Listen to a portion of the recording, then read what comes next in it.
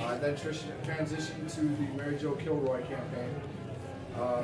Well, I was at Case Western Reserve University. I did a program called the Fusion Program, which is essentially like a graduate degree in startups and entrepreneurial environment. So that goes pretty well with what we're trying to do here, sort of a policy entrepreneur. Policy entrepreneurship is what we're kind of doing here. With that, I'll turn it over to Mike. I'm Michael Revercombe. I've worked with about half the people in this room right now, in some way, shape, or form. Pretty much every group that's sitting up here, I've either had the opportunity to or have worked with them.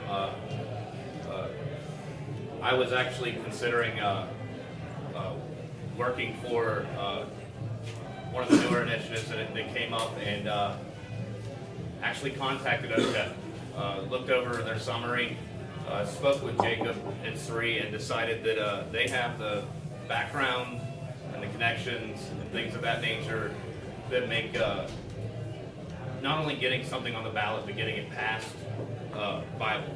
Because that's what everyone in this room is looking for. We've all been working on this for a very long time. We'd like to cross the finish line. And so that's what I thought that they brought, and that's why I decided to join up with them.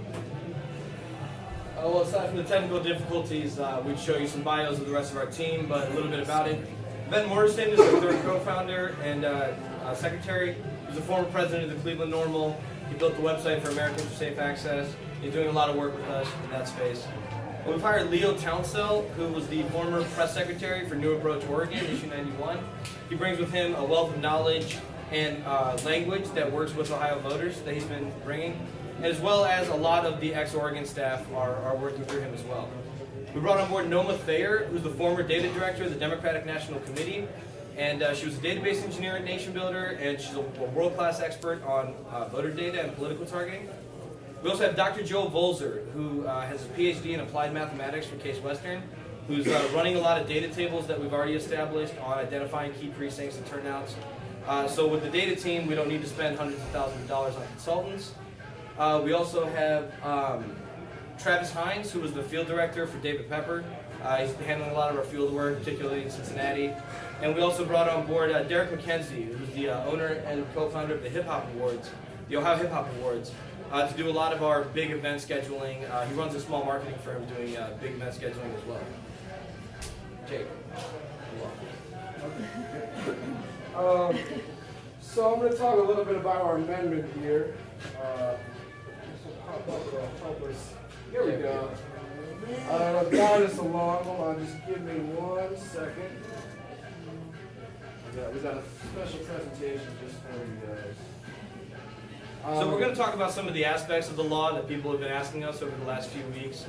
We've been going back and forth with Drug Policy Alliance and some of my friends there about some of the specifics, making sure that our ideology and our laws stay consistent, and to make sure that we can create the best possible policy that we can come up with.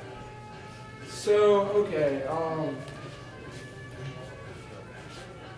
the presentation isn't working because I turned it into guess and she doesn't have flash.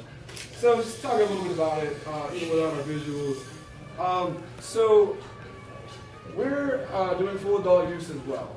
And a lot of people probably wonder what does that mean exactly, because full adult use means a lot of different things to a lot of different people. So when I first started writing the amendment, the first question I asked myself was, how do you codify cannabis culture? In other words, how do you create a legal right to allow somebody to smoke a joint, to eat a brownie, however you partake? So, like Ohio Rights Group, very similar, we took a very direct, rights-based approach.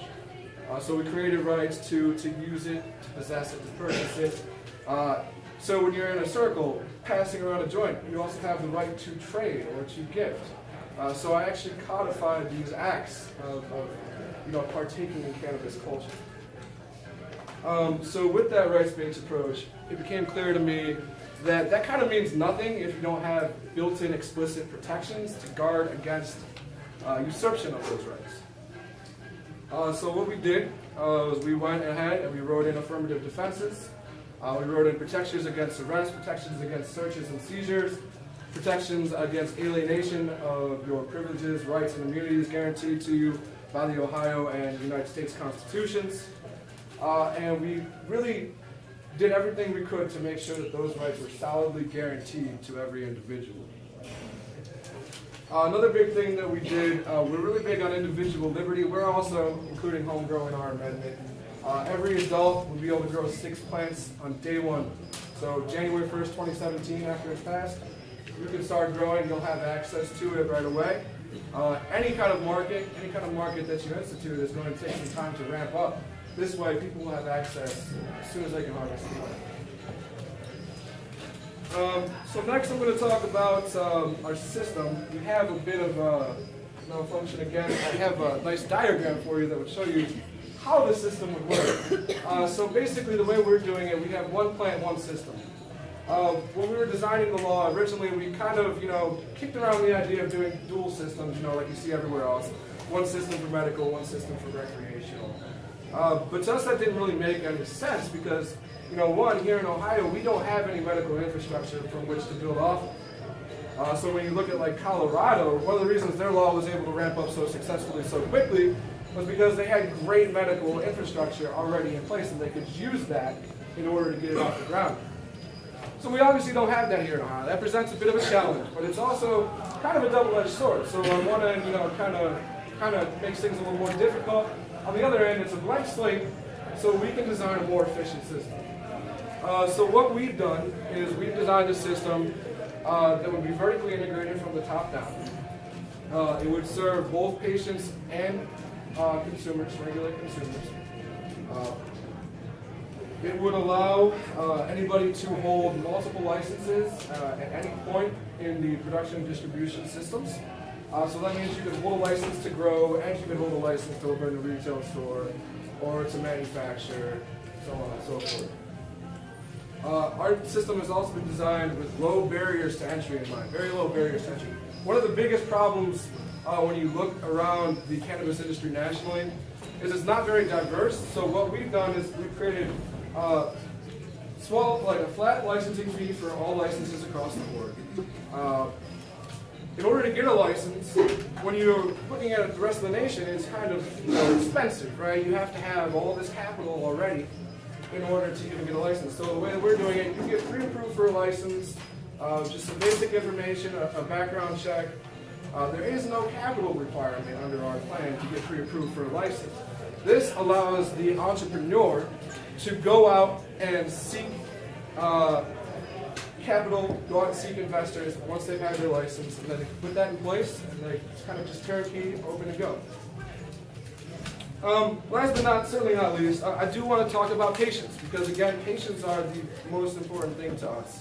I think I can speak for all of us when I say that we all have people that we love that are suffering right now, and this can definitely help them.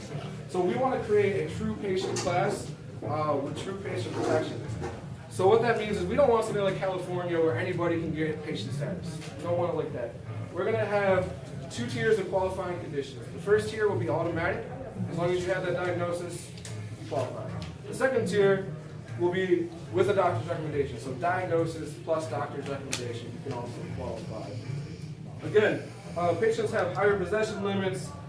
They pay no retail taxes under our plan. There are employment protections built in for patients, so they can't lose their job just for using the medicine. And we very much emphasize medical cannabis research under our method. We want to be ahead of the curve when the federal government deschedules, and we want to have some of the best medical research in cannabis in the country here in Ohio. And perhaps maybe the crux of the amendment, perhaps the most important thing, patients also have higher limits on the number of plants that they can grow in their homes and on their property. 12 plants a patient. We're also allowing patients to form patient groups where they can designate a caregiver. They can pool their resources together. That way patients who might not have the resources to grow on their own, they can get together with a couple of other people. They can pool their plants together. Up to 5 patients total can do this. And this way, again, home grow day 1 under our amendment. This way, patients will be able to get access to the medicine as quickly as they can harvest, as quickly as they can manufacture their oils, their tinctures, whatever they're using. And that's pretty much a good bird's eye view, and we'll certainly be welcome to any questions later. Yeah.